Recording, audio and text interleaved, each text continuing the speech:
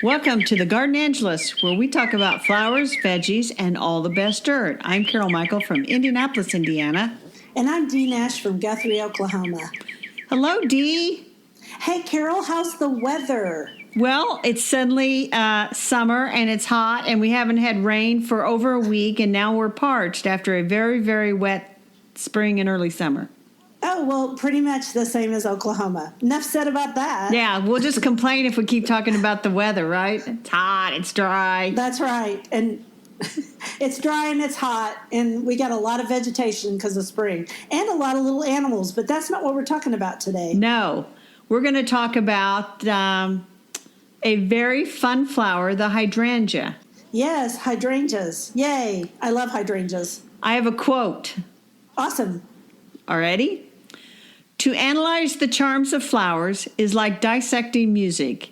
It is one of those things which is far better to enjoy than to attempt to fully understand. By Henry Theodore Tuckerman. Interesting. I think that's a good quote for hydrangeas because they are very confusing sometimes to people. Yes. And people try to figure out what hydrangea do I have. And we'll talk about the number one question everybody has about their hydrangeas Yes, in a little bit. Yes, we will. And you know what? I get more questions about hydrangeas than I do anything else in the garden except tomatoes. I get a lot of hydrangea questions too. In fact, that I was at a wedding this past weekend, and someone said, the mother of the bride has a gardening question for you. So I went over and talked to her at the reception, and her question was the one we're going to talk about today. It's always the same question, isn't it? So why don't you go ahead and pose what the question is? The question is, why aren't my hydrangeas blooming? Oh, okay. I thought you were actually going to ask the other question, the second most asked question. So, we'll answer that one first. Why weren't I assume that her hydrangeas were Hydrangea macrophylla or mophead hydrangeas, right? They might have. I think that they probably were. She lives in hardiness zone like 3A. Goodness. And so that is absolutely the wrong place for a macrophylla because they like to bloom on what's called old wood. Yes, most of them do. As we're going to talk later, there are a few new ones out that also bloom on new wood. But here's the thing, if she's in 3A, those babies are going all the way down to the ground every winter. They're dying back all the way, right? Yeah. I told her because she says they get a lot of sun because that's one of the things. Hydrangeas like to have at least 6 hours of sun a day to bloom. They don't like to be too much nitrogen fertilizer because then they'll just be sassy and happy and all kinds of floppy leaves, but they don't got to bloom because it's, they just don't have to bloom. It's a nitrogen party time at the hydrangea household. Exactly. And nitrogen is good for growing leaves. It's good for growing leaves and attracting insects to eat them. That's what it's good for. So, should we first explain the differences between hydrangeas? The different types? Sure. Several types. The one you mentioned was the macrophylla, which also are called mophead hydrangeas. And then there are paniculatas and pointed. Would you just said pointed? Yeah, pointed. That's what paniculata means, pointy. Right. Because they have pointed flowers, right? Go ahead. Right. There's quercifolia, which is quercifolia. Oak leaf hydrangeas. Right. There are also... Like quercus. Yes. There's also the non-native climbing hydrangeas, which some people do end up with a climbing hydrangea. Which I can't grow, so I don't even want to talk about those. And then there's also serrata, which is a mountain hydrangea. Right. Have we left any? Oh, no, we've left one out. One of my favorite ones. The arborescens. The arborescens, of which the famous Annabelle is one of them. Yes, and that one is native to North America. And the quercifolia, Illinois. The quercifolia is native to North America, but the paniculatas, the macrophylla, the serrata, and the climbing are all from Asia, China, Japan, that area. Okay. So we've just clarified everything for everybody, haven't we? Well, we've made them more confused anyway, go back to my quote. It's better just to enjoy the flowers and fully understand them. I think what really confuses people is if you spend all this time figuring out, well, what type is it? And then you go to the garden center and they're not telling you that this is a macrophylla, an arborescens, a paniculata, a quercifolia. They're giving you all these fancy names like Bloomstruck and Endless Summer and Bobo and Quickfire, Summer Crush, Endless Summer. So they're not incredible. They're not telling you the type, the genus and the species. Right, because they don't want to confuse people. I think that, and also a lot of those names are trademarked. So there's two things going on. But here's the thing. There's an easy way to tell, in my opinion, what type you have. I can tell them apart pretty easily now that I grow so many of them. So if it has a pointy bloom, it is often a paniculata, unless it has an oak-shaped leaf. If it has an oak-shaped leaf, then it's an oak leaf type, right? Correct. Arborescens, and both of those bloom in white, and as they fade, they turn to pink and red, and then eventually to brown. Pretty much. And then there's the types that are arborescens. Arborescens either bloom in white or pink, because there are some pink versions, and they have big round blooms. Not like mop heads. They have macrophylla or macrophylla. They have big round blooms, arborescens does. And that is called a smooth leaf hydrangea. So when you look at the hydrangea, if it is blooming in the store, in the nursery, and often they are when they're for sale, you can kind of tell what you have. And usually under your trade name, it has your botanical name, if you want to know. And why would you want to know what type of hydrangea you have? Because it makes a difference whether it blooms on new wood or old wood. Right. So this mother of was the groom's mother that asked you? The bride's mother. Bride's mother. Couldn't remember. So the bride's mother asked you this question, and you knew immediately that it was probably either a macrophylla or it was an oak leaf, because those two almost always bloom on old wood, unless they're one of the newer cultivars of macrophylla. Now I'm confused. No, I'm really not. But you know what I mean? It gets confusing. Well, and I told her that she needs to take a stem back to the garden center and ask them to tell her what she has. And I figured they could tell her whether it was a macrophylla or an arborescens based on the stem. And I said, you want to ask specifically for a hydrangea that blooms on new wood, because in that cold of a climate, many of those hydrangeas are going to die back to the ground, and then there is no old wood to bloom on. You have all new wood. So if you live in a really cold climate, or if you live in a climate like mine where you have a lot of late freezes, your most reliable hydrangeas to grow are Hydrangea arborescens or Hydrangea paniculata. And there has been an explosion of cultivars in these two types of hydrangeas in recent years. I mean, I grow probably, 10 or 12 of both of these. And I really like paniculata hydrangeas a lot. Even though Annabelle is my favorite and she's an arborescens, I really like paniculatas because they are just the easiest hydrangeas, in my opinion, to grow for me. And then on top of that, they can handle a whole lot of Oklahoma sun. They can handle a whole lot of sun anywhere.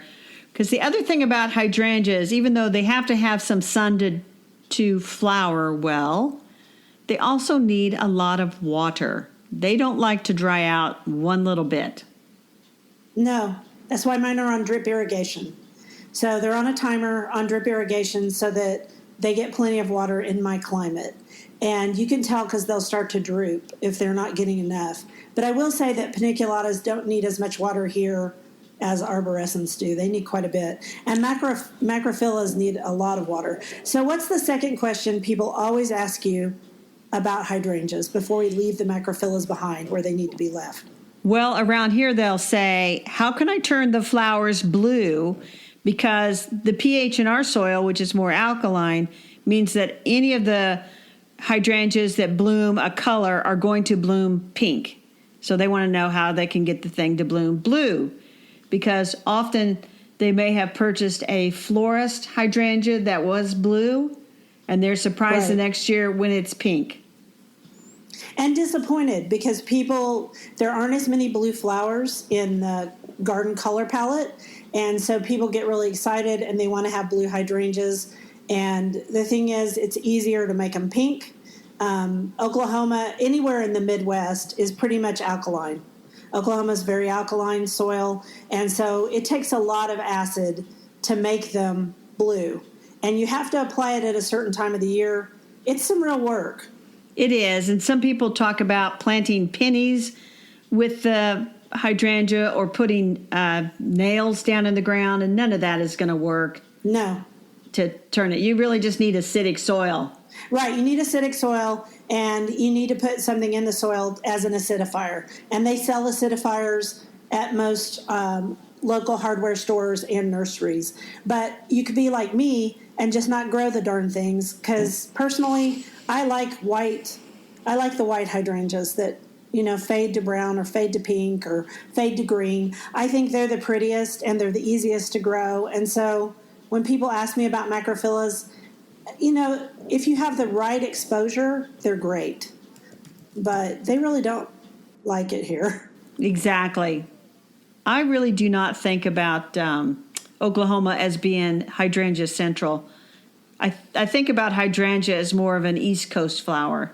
Or down south, Southern Living magazine always has big spreads about hydrangeas and how to turn them blue, and they grow a lot of macrophyllus. There are a few old neighborhoods in Oklahoma City that definitely have those big old hydrangeas. And while we're talking about them, you can buy some now, macrophyllus, that bloom on both old and new wood, like Endless Summer's one of them, and I'm sure there's many, many more. So if you want that type, go ahead.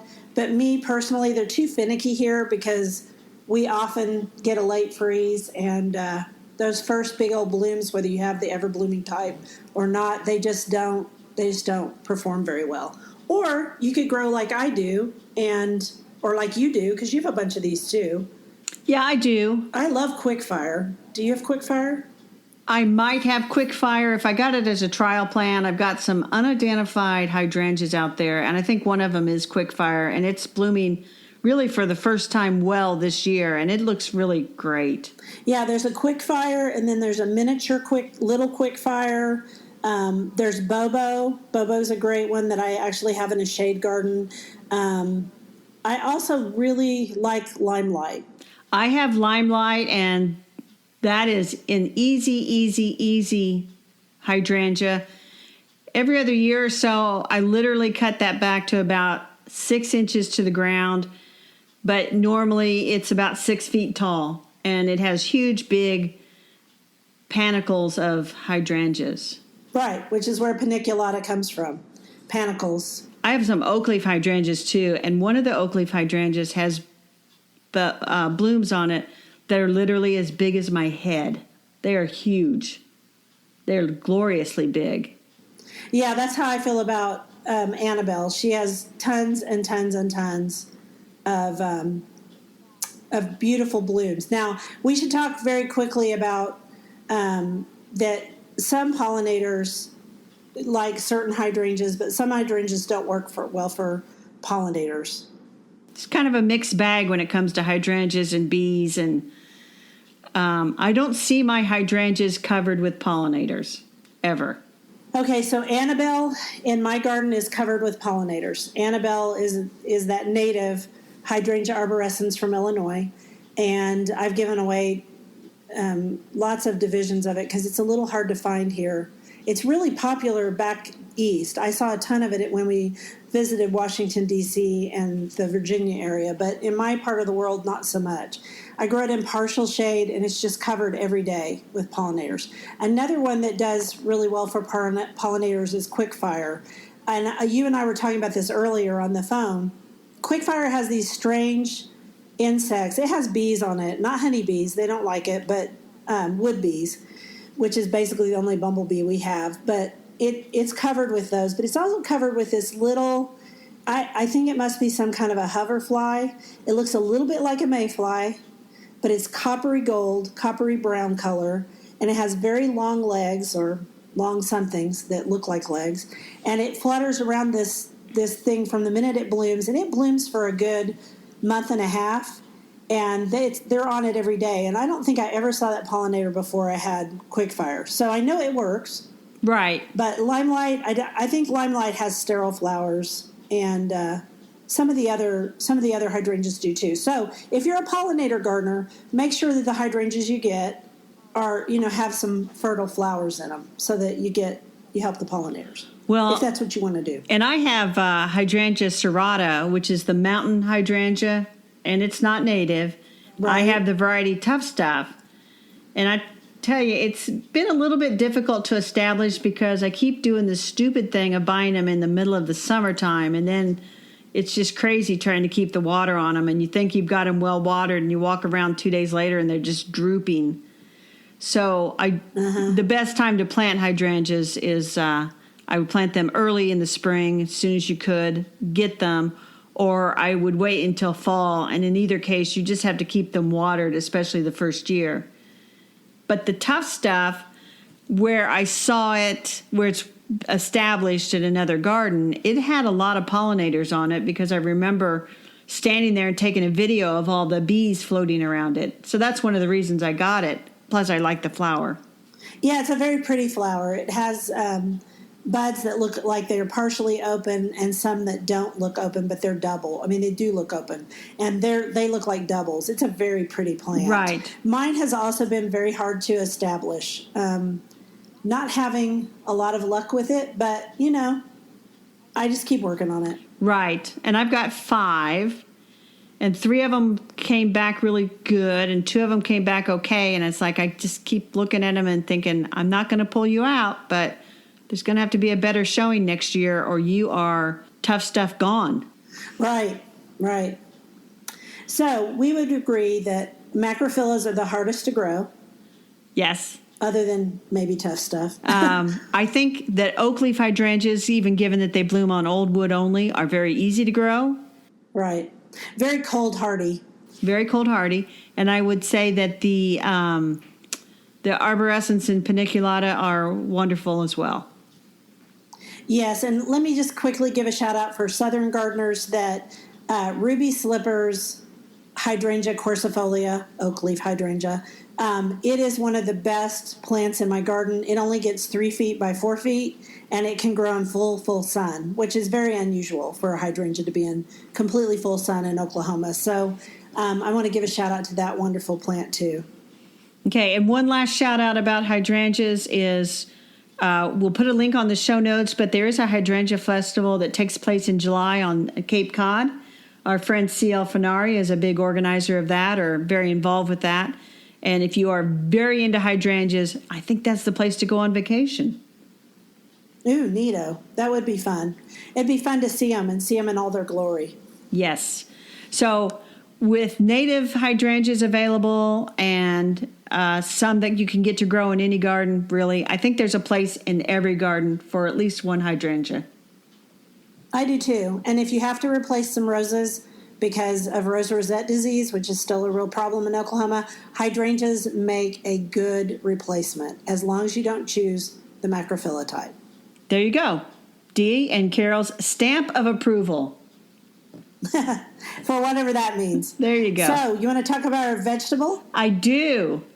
It's not really a vegetable, it's an herb.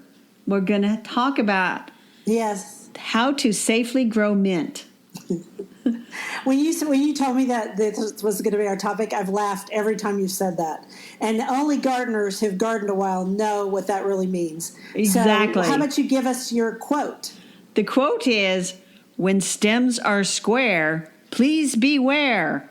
And that quote is from Carol Michael. But Dee could have made up that quote too, because square stems mean that your plant is part of the mint family.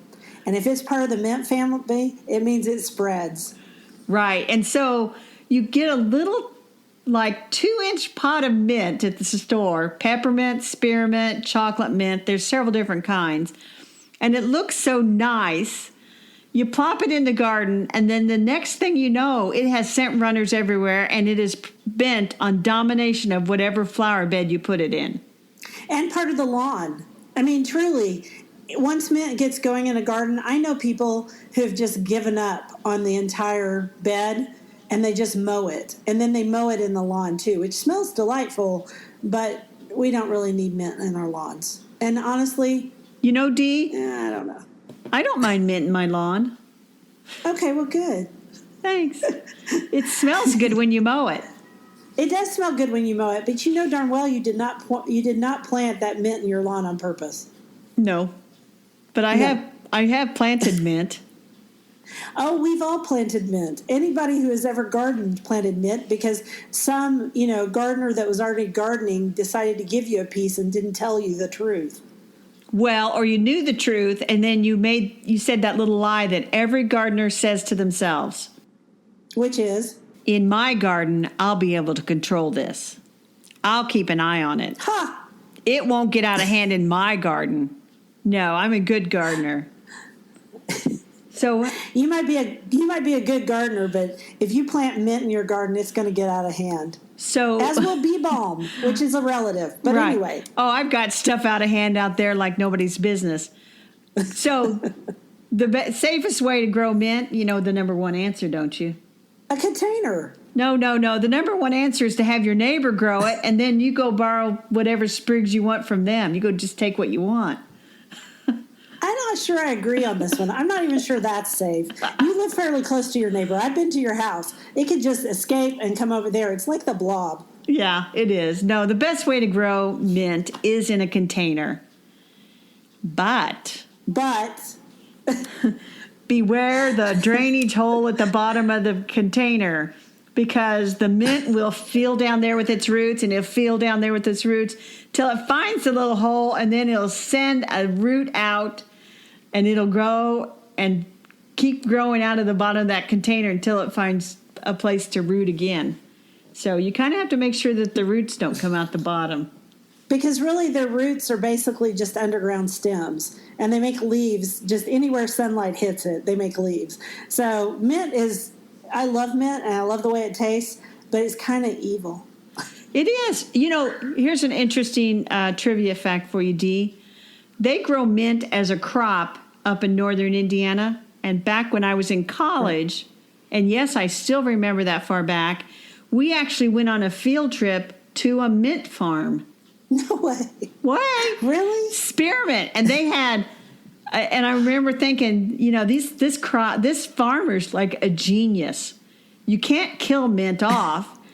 So he just keeps growing it and cutting it, and then they wash it, and then they had a distilling process to distill the oils out of it, and they had these big stainless steel tanks full of like spearmint oil and peppermint oil, and they said just like one drop was just so potent.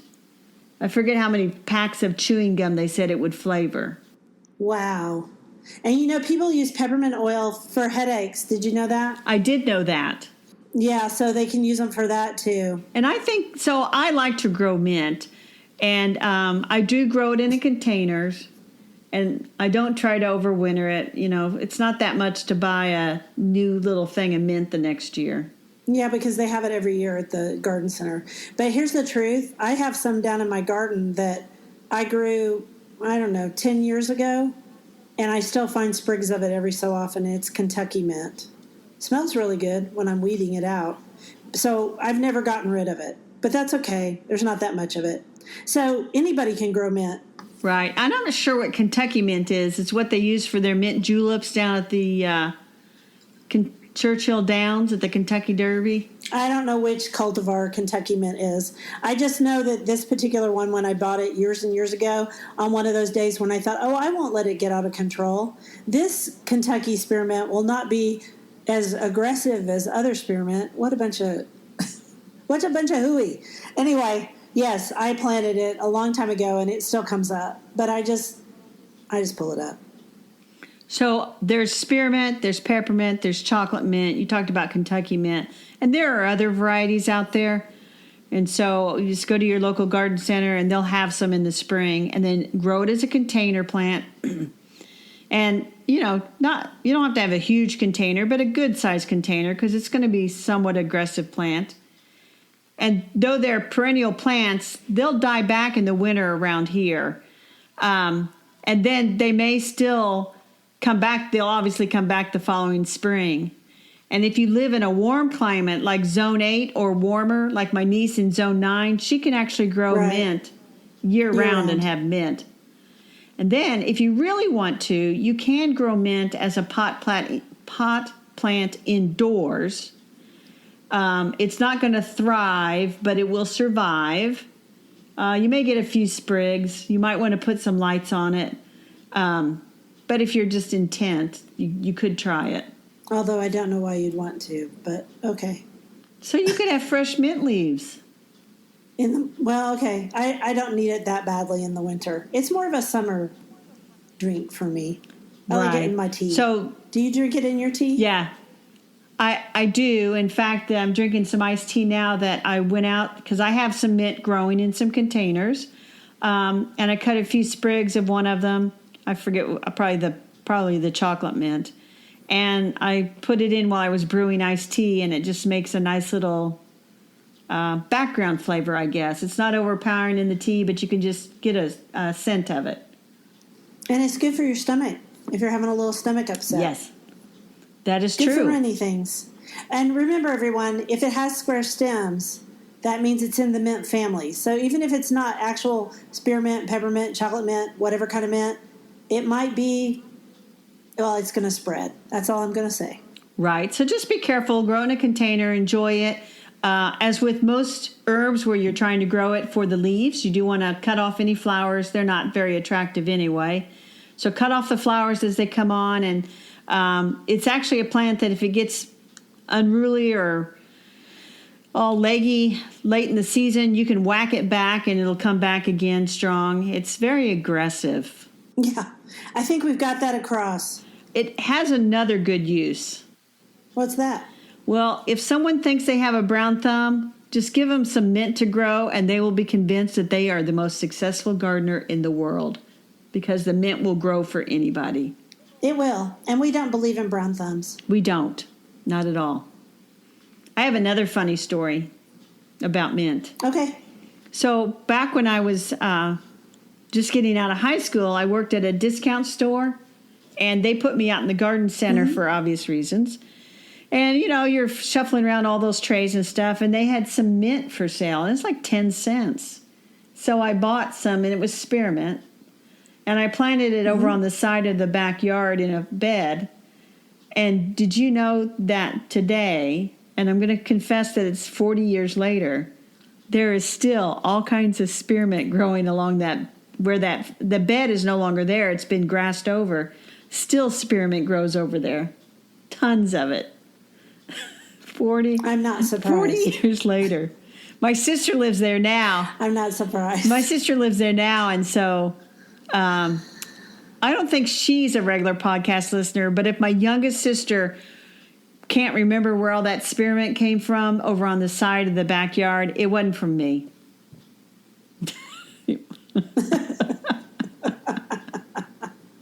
She now knows, Carol. Oh, did I just confess that? You just told everybody. Yeah, you just confessed it to everyone. You know, I know where. That's okay. I know where to go get some free spearmint if I want some. Because one other thing about mint, you can actually root it in a glass. Take a stem, pull off some of the lower leaves. You could root it in a glass and then pot it up, and it'll grow. I'm surprised it doesn't root in your stomach when you eat it, frankly. I mean, that's disgusting. It's prolific. Let's move on to another topic, Dee. Oh, let's do. So our dirt today is about the custom of telling the bees.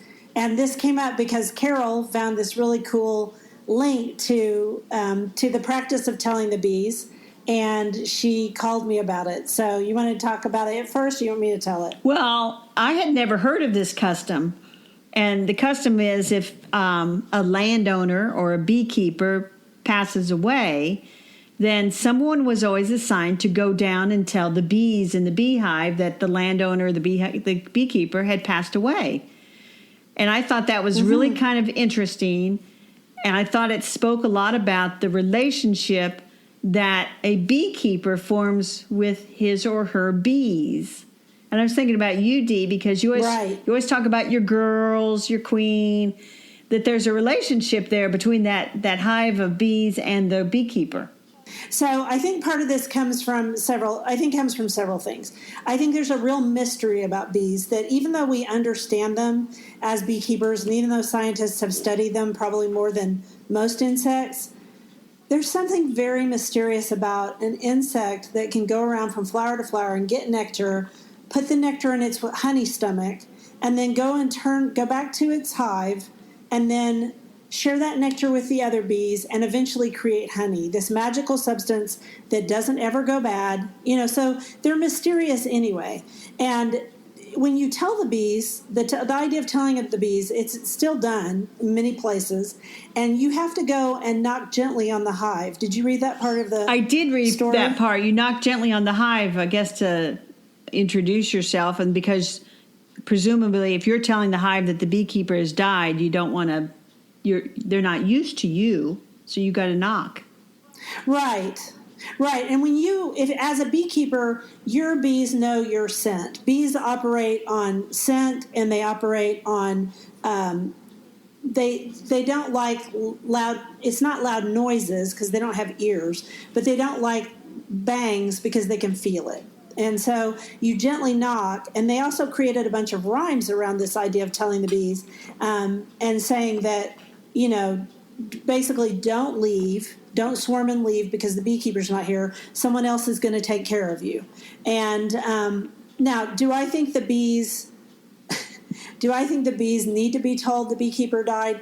Not necessarily, but they definitely know the scent of their beekeeper, because if you go as a beekeeper and help another beekeeper with their bees, you are more likely to get stung than they are. Did you know that? I did not know that. That is fascinating. Because they don't know your scent, and so they aren't sure about you. And then the other thing is, the beekeepers are, for the most part, very gentle with their bees. They try to be as gentle as possible and not squish them, because why would you want to do that? Right. And your bees kind of know your touch. They also are very attuned. One of the reasons we smoke them is because that messes up their communication with each other. And if you mess up their communication, you're less likely to get stung. So there's a lot of different things. And so it all comes from this Celtic idea that if you didn't tell the bees all the news of the household, including the death, they also told them about weddings, children that were born, different things. Newlywed couples introduced themselves. There was some thought that their lives would be miserable if they didn't do these things. And they also felt like if they didn't put the bees into mourning, terrible misfortunes would happen to the family and to anyone who bought the hive. So if the beekeeper dies, you're supposed to go out and tell the bees, and then you're allowed to give or sell that hive or that colony to another beekeeper. It's kind of an interesting, we almost give honeybees this, I can't remember what it's called, but it's when you make an animal more like a person. So we give them attributes of people as though they have feelings about all that. But who would do that? I don't know that all human beings, because human beings want to think everything else in the world thinks like them. And the truth of the matter is bees think as one hive mind, and that's, that term's used in technology a lot, the hive mind. And there's a reason for that, because they pass everything by pheromones. Right. Enough about the bees, I'm sure. Well, if people want to read more about bees, we're going to put a link to a book called The Secret Life of Bees by Sue Monk Kidd. And I think that would be a good book for anybody to read. And do you know what? It's a novel, by the way. It's not a factual thing on bees. It's actually a novel. And within the novel, there is a section where one of the characters goes and tells the bees. That's why we suggested it. And you'll always find out more about bees by reading that. So, Yes. You know what fear of bees is called, Dee? No. What is it called? Melissophobia. So what does that come from? The Greek? The Greek for honeybee, and phobos, which is fear. So Melissa means honeybee in Greek. Huh. Right. Or apophobia. Right. Which is Latin for honeybee. Apis. Apis. Mm-hmm. And a lot of people are very afraid of bees. And some people are afraid of bees because they actually have a reaction when they get stung. And so they have to be wary of bees and be aware of when bees are around because they don't want to get stung. But it's just one of those things that people just sort of like, oh, they have a stinger, run. There's a funny meme going around like on Facebook and all that, well, you tell it because I've forgotten exactly the meme. The meme makes me laugh every time I see it. It says, I used to be afraid of bees, but now I'm like, can I get you a chair, a cool drink, anything you need? And that's how beekeepers feel about bees. We know that we depend on them for honey and that they're important to pollinate our flowers and also some of our food crops. So we tend to love them, honestly. And I was thinking also about how my bees, the one thing I wanted to say to people, and we're going to do a whole episode on insects and insect fear and how to get over it. But it's going to be a special bonus episode. But where honeybees are concerned, or for that matter, any bees in the garden, or even wasps for that matter, unless you're by their nest, they want nothing to do with you. So they are not going to hurt you in the garden. I had a lot of people ask me when I did my garden tour if the bees would attack them. And I said, no, the bees don't care. As long as you're 20 feet away from those hives, they could care less if you're here, which is nice. Now, I have to go and break into those hives every 2 weeks or so. And they don't love it, but, we know each other now. So it's not too bad. Good. Well, so we hope for many decades we never have to tell the bees about you, Dee. Well, thanks, Carol. You're welcome. And with that sentiment, that's morbid. My wish for you to have a very, very long life. We should close this episode by thanking all of our listeners for tuning in once again to the Gardenangelist. They can find us on Facebook, Twitter, and Instagram, where we are the Gardenangelist. We are individually on those places too, where you can find me on Facebook at May Dreams Gardens. You can find Dee at Red Dirt Ramblings. You can find me on Twitter and Instagram as Indie Gardener. You can find Dee out there as Red Dirt Ramblings. She had the sense to name all her accounts the same. I didn't. Email us at thegardenangelist@gmail.com, and we are happy to take listener questions. We love comments from our listeners. If you are listening on iTunes, be sure to give us a review. We'd love and ask for 5 stars. That helps us get noticed by others, and the more people that listen to the Gardenangelist, the more we can keep doing this. Yes. So thank you guys so much for listening. Shoot us a question or make a comment, and we'll try to get back to you as soon as possible. Thanks for chatting over the garden fence with me, Dee. It was a pleasure as always. Have a great afternoon. Thanks. Bye. Bye.